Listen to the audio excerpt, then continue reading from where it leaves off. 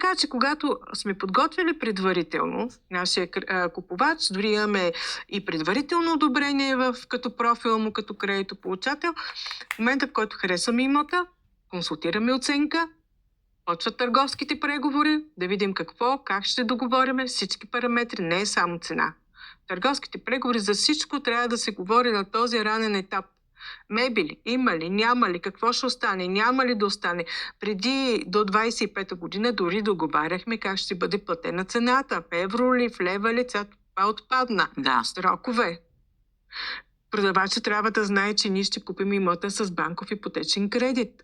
Че той малко по-късно ще се получи. Тоест, той може би до седмица, до 10 дни след нотариалното изповядане ще си получи сумата, която е от кредита. Това са много важни неща, защото да се съгласиме, продавача за какво продава и какво го интересува най-много. Колко и кога. Колко пари ще вземе и кога ще ги вземе. Точка. Така че на търговските преговори е много важно да се изговори най-малкият детайл. Юридическото обследване. Трябва да се съберат документите, да има време юриста или адвоката да направи анализ, да каже, давайте, тук всичко е наред, или трябваме още какъв си документ, тук има нещо ме притеснява, дай да го изчистим и така нататък. Интересно.